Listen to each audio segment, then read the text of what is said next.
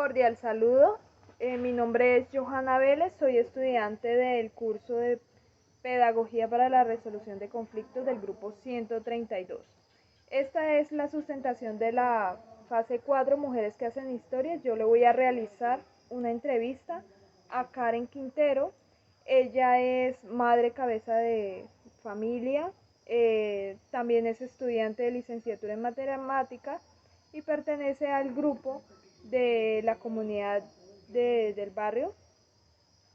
Entonces, bueno, le voy a hacer una serie de voy a realizarle una serie de preguntas a Karen sobre la violencia de género. ¿Sabe qué es la lucha por la reinterpretación de la violencia de género y la discriminación de género? Bueno, en memoria de las mujeres, las adolescentes, niñas y en el marco de la historia, deciden romper ese silencio, el silencio que llevan de marginación como género de mujeres, como géneros femeninos, con el fin de reclamar las generalidades y los derechos que estaban siendo vulnerados en ese momento, para lograr un entendimiento y así logran provocar nuevos estereotipos. Estereotipos como a razón de qué? A razón de guerras, todo. Bueno, en realidad, a través de la historia todo está relacionado entre la violencia de las mujeres, entre guerra y mujeres.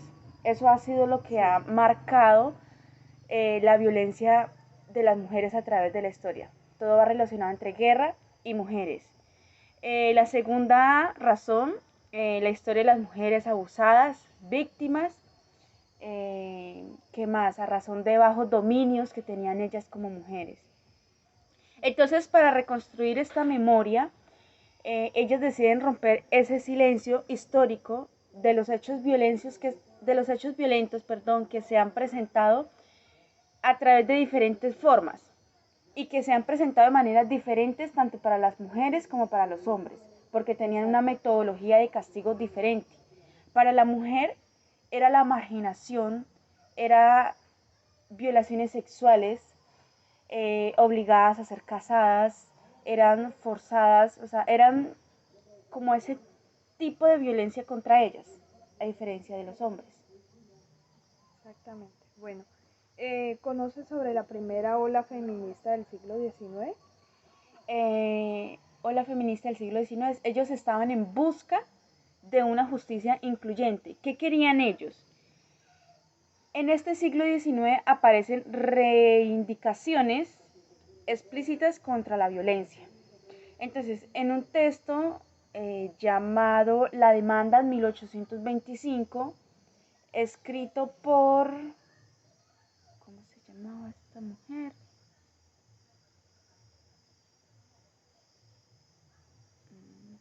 Bueno, no me acuerdo. No me acuerdo muy bien en ese momento, pero fue escrito en 1825, donde se escribe un libro llamado La denuncia del matrimonio como una forma de esclavitud. Sí, es de ese mismo parte la siguiente pregunta ¿y qué opina sobre esa definición del matrimonio como una forma de esclavitud? Eso era una forma considerada después por los escritos de los derechos humanos. Eso fue considerado tiempo después de esas mismas luchas, después de esas mismas eh, protestas por parte de las mujeres. Eso fue considerado una parte de violación también de la mujer. ¿Por qué? Porque las mujeres eran obligadas a contraer matrimonios. Al ser una obligación, entonces eran forzadas a relaciones forzadas, prácticamente violaciones, a hijos forzados, a hijos no deseados, y entonces eso ahí era como subliminación en contra de la mujer al tener un matrimonio forzado. Exacto. Y pues, bueno, ¿qué opina sobre la inequidad entre los hombres y mujeres como origen de la violencia? Desde el siglo XIX hasta el siglo actual, ¿cómo lo vemos? O sea,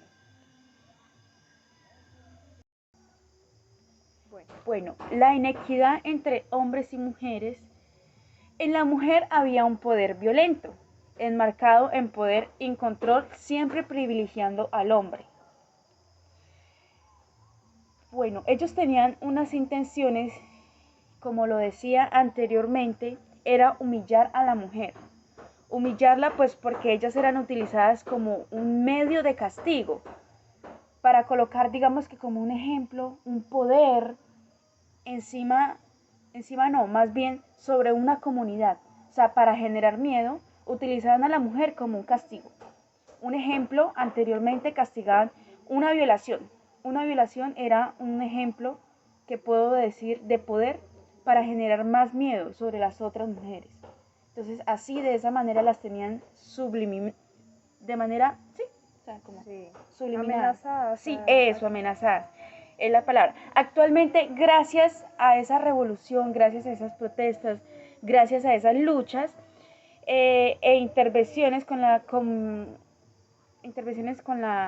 Comisión de Derechos Humanos, se condenó la violencia de la mujer. Sí, o sea, gracias a los derechos se logró la condenó, condena. sí, se logró la condena contra la violencia de la mujer. Exacto. Entonces, bueno,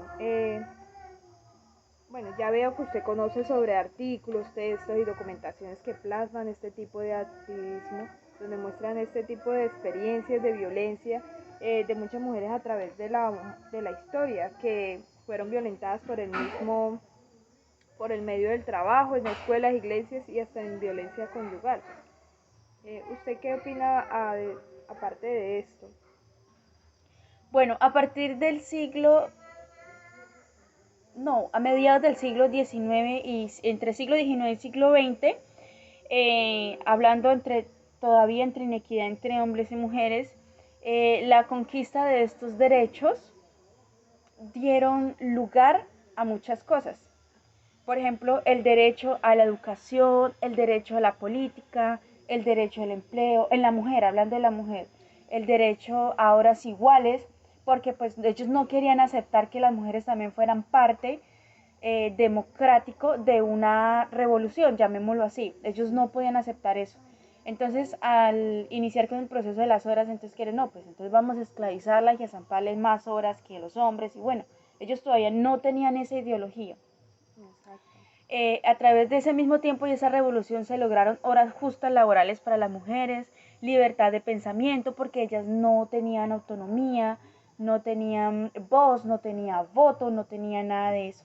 Entonces a raíz de eso se lograron esas cosas. Se logró la autonomía económica de la mujer, y pues eso fueron como... Bueno, todo esto fueron sobre las luchas feministas sobre el cuerpo, la sexualidad y violencia contra las mujeres en los años 1960, ¿cierto? Y esto se enfocó también en la lucha contra los dispositivos culturales y valoración femenina, que fue uno de los puntos que ellos querían más establecer. Entonces aquí viene mi pregunta, ¿se identifica como mujer sobre la teoría que en los años 1960 la lucha sobre las producciones teóricas feministas sobre la violencia y revisiones de interpretaciones clásicas basadas en los psicoanálisis, la antropología, el derecho, la sociología que ponen en cuestión los paradigmas sobre la violencia contra las mujeres, ya sea patológicas? Entonces, sobre esa violencia psicológica hacia la mujer, que era sobre, bueno, más que todo patológica, psíquica o social. Bueno, enfoquémonos primero sobre la teoría de 1960. En esta fecha fue la segunda oleada, sí, la segunda oleada feminista, Sí. donde se enfocó en luchar en contra de los dispositivos culturales. Iniciamos por ahí. Ellas luchaban por adquirir nuevos roles, o sea, como lo nombré anteriormente, ellos luchaban por adquirir nuevos roles, luchaban por las profesiones, por las actividades políticas, por la producción teorística feministas, bueno, todas esas cosas, estudios, evidencias y nuevas culturas socioeconómicas. Entonces, teniendo los resultados positivos que llegaron esas protestas feministas, sí me identifico porque estos análisis permitieron documentar la violencia que se estaba presentando contra el género feminista o contra el género femenino. femenino, más bien, sí, Exactamente. contra el género femenino, pues porque digamos que entre el psicoanálisis y todas esas cosas se concluyó que la violencia también se presentaba entre parejas. Sí. Entonces esto también era un acto de violencia que no era considerado en ese momento. Entonces, en ese momento o para ese entonces fue llamado violencia conyugal, donde se evidencia el carácter no, más bien generalizado, el carácter generalizado y reiterado de los agresivos culturas contra las mujeres. Exactamente. Entonces, perdón. Siga, tranquila. Bueno, el comportamiento de la mujer era un acto simbólico porque así era interpretado o así lo habían puesto, así lo tenían. Y lo relacionaban con poder y dominación. Como decía anteriormente, la violencia lo relacionaban con poder y dominación. O sea, hacían un acto cruel contra una mujer para dar ejemplo a las demás mujeres que tenían que obedecer sí o sí. Entonces, siendo esto una presión y unas causas de violencia en contra de las mujeres, la Declaración de los Derechos Humanos lucha también y apoya estos actos feministas en contra de la violación de la mujer y estos paradigmas.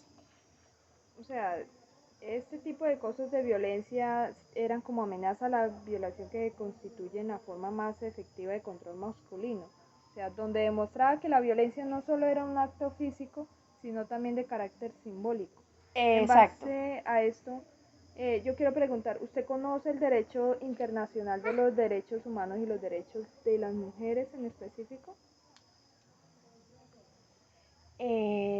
Sí, sí, estos derechos están en la Declaración Universal de los Derechos Humanos, donde se pide el respeto de los paradigmas y la no violación de derechos humanos. Es como algo muy general, no está de por sí enfocado en las mujeres.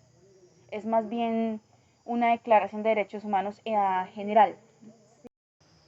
Bueno, en base a estos derechos universales de los derechos humanos y de la mujer de 1948 de la Carta de la ONU más específicamente, o sea, no recogen las necesidades específicas de las mujeres, ni tampoco las violaciones que se producen a sus derechos humanos sobre el hecho de ser mujeres. ¿Usted entiende y identifica esta característica?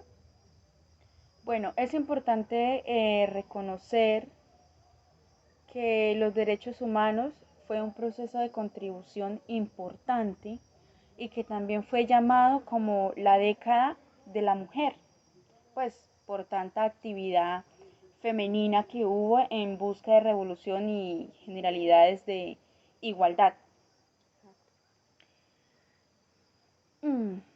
Pero de por sí no, ya lo había dicho anteriormente, eh, estos aportes que hicieron es simplemente a la no discriminación, digámoslo así, lo general es la no discriminación, pero no están específicas ni directamente para las mujeres. Bueno, esta pregunta que dice, o sea, sobre entiende y se identifica sobre el valor de la mujer en la familia, que deben ser tutelados en sí mismos y no como cumplimiento de un rol de madres, esposas, sino en función de su papel en la vida pública como mujer en concreto. Lastimosamente, en una sociedad se tiene que la mujer tiene que ser buena mujer, buena madre, buena esposa, y hacen que digamos que el rol de mamá sea más importante o el rol de mujer que un rol como un aporte en una sociedad. O sea, es más trágico. Voy a colocar un ejemplo. Yo soy mamá de un niño de 3 años y mientras estaba en mi proceso de embarazo y mi niño recién nacido, a mí muchas personas me juzgaron por estar estudiando y no poder dedicarle el 100% de mi tiempo a mi hijo. Entonces quiero llegar a ese punto. En la sociedad lastimosamente es más importante uno cumplir, digamos que su rol de esposa, de mamá, de buena ama de casa, que uno decir, no, sí, yo dejo a mi hijo en la casa para yo poder salir adelante, para yo poder estudiar, para yo poder ser una persona social y democráticamente igual para poder aportar a la sociedad. Entonces sí es como un estereotipo que se tiene lastimosamente eh, en contra de eso. Entonces digamos que sí es como un poco triste, un poco triste no, sino como frustrante, más bien es algo parecido pero no es lo mismo. Frustra el poder que tiene uno como mujer en dar su aporte. Exacto. Bueno, y sobre ese tema, o sea, ¿qué opinas sobre la controversia de la violencia sexual, en específicamente la mutilación genital, que tiene que por cuestiones culturales violentan los derechos humanos de la mujer? Bueno, esa cultura yo la he visto en las culturas africanas, he visto esas culturas de lastimosamente tener que, ¿cómo es que se llama? Mutilación Sí. genital. Esas culturas lo hacen con el fin de que las mujeres no sientan deseo sexual y no se estén por ahí, digamos que Hasta el vulgarmente, matrimonio. exacto, hasta el matrimonio. No, la verdad no considero porque se está violentando un derecho. Inicialmente se está, porque eso lo hacen de nacimiento, ni siquiera es que van creciendo y no, eso lo hacen de nacimiento. Hay algunas culturas que sí, a las niñas ya Bueno, grandecitas las sí, cogen y... las culturas que yo he visto es esas, de nacimiento de una vez las van mutilando, las van que para que no sientan el deseo sexual. Considero que eso es un acto cruel, un acto inhumano y aparte que están decidiendo sobre un cuerpo que no les pertenece.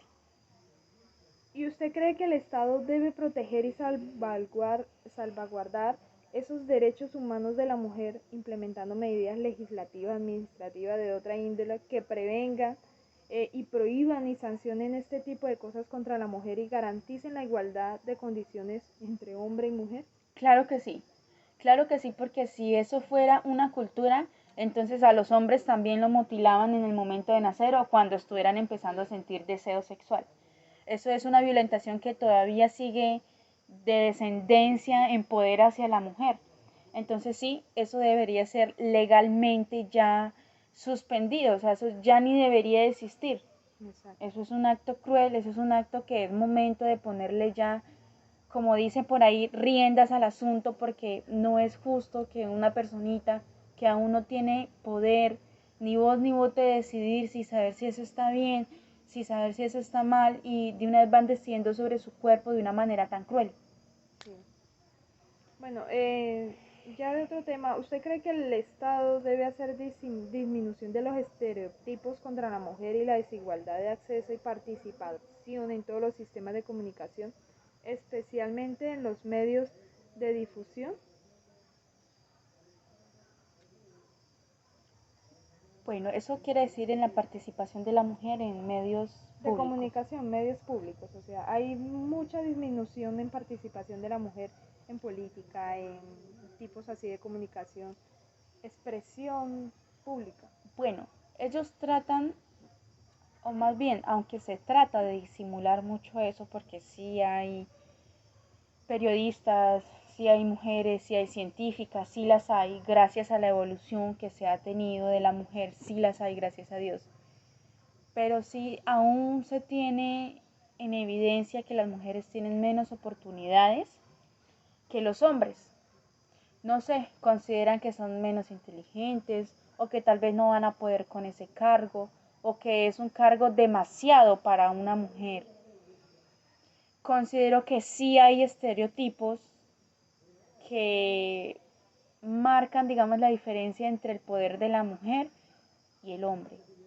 Es muy raro sí ver cuando una mujer trata como que subir al poder y pues lastimosamente hasta la misma comunidad se encarga de hacer que esa mujer no obtenga el poder que quiere. O no es ni siquiera el poder, el reconocimiento. Exactamente. O sea, ¿cree que al Estado le hace falta implementar los mecanismos suficientes en todos los niveles para promover este adelanto de la mujer? Sí, le hace falta todavía promover mecanismos. que ayuden a la mujer a desenvolverse un poco más, porque la mujer puede. Con decirle que la mujer tiene muchos detalles de más que el hombre no tiene. Más delicadeza, más compromiso, más responsabilidad. O bueno, no estoy diciendo que las mujeres tenemos más. Es más, ambos tenemos las mismas capacidades. Deberían así, como se capacita y se le apoya al hombre a sí mismo, se implementen, digamos que condiciones para que la mujer obtenga ese mismo cargo. Exacto. Bueno, ¿cree usted que la violencia contra la mujer no es un asunto de patologías individuales, conflictos familiares o hasta depravaciones sexuales, sino un problema global, extendido y complejo, cuyos orígenes se ubican fundamentalmente en la desigualdad social, cultural, económica y política entre hombres y mujeres? Estoy asimilando la pregunta. Bueno, o sea, como nos tienen estigmatizado en conflictos familiares, o sea, este tipo de violencia contra la mujer no quiere decir que sea un asunto de patologías o conflictos familiares o hasta de depravaciones sexuales, Ya entendí. sino que además es un problema global. Sí, esto no, entonces sí, ya comprendí la pregunta. Entonces, realmente la violencia contra la mujer no es un asunto de patologías individuales. La violencia contra la mujer es un marco que se ha tenido a través de la historia, a través del poder, a través de la discriminación y la inculsión, o sea, lo que inculca esa generación anterior a la nueva generación. Y así, eso son más bien patologías de historia, ni siquiera individuales, sino a través de la historia, Sí. de la cultura y la economía y la política, o sea, todo, porque la mujer no tenía derecho a nada. Entonces, sí, eso es más bien un factor cultural, económico, histórico, Sí, más bueno, bien. la última pregunta.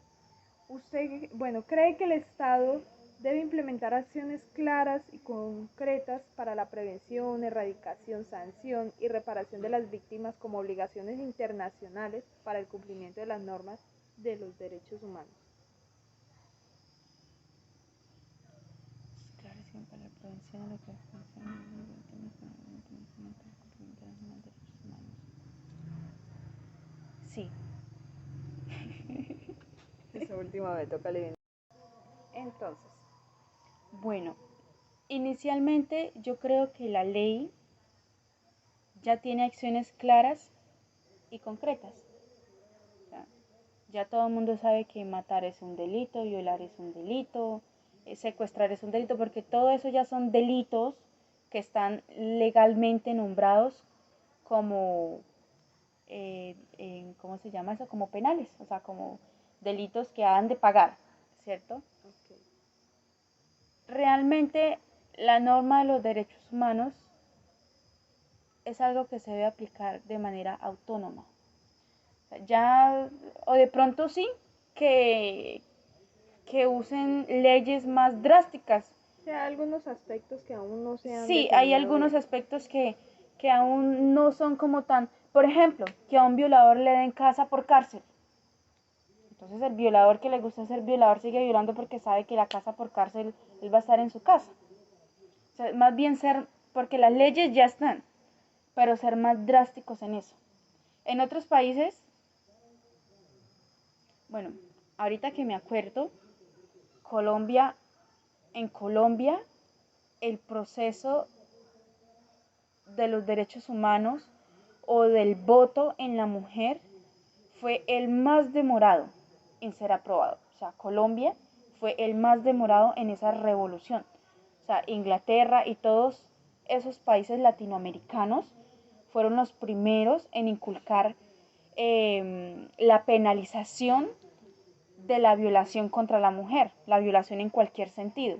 Colombia, lastimosamente en Colombia fue mucho más demorado ese proceso, al menos para que la mujer tuviera el derecho al voto.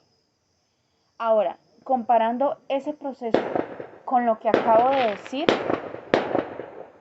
la pólvora. No, eso Bueno, feliz Navidad. La Navidad. Bueno, comparando lo que acabo de decir con lo que estoy hablando en este momento, en otros países esos delitos sí dan miedo, o sea, a las personas sí les da miedo cometer esos delitos, porque uno de dos, o los encierran de por vida o tienen pena de muerte. Entonces esos delitos son, bueno, yo creo que deberían inculcarse más en Colombia. Sí. Muchas gracias por esta entrevista que me ha brindado. Qué pena molestarla hasta ahora. Muchas gracias. Que tenga buena noche, profesora. Hasta luego. ¡Feliz Navidad!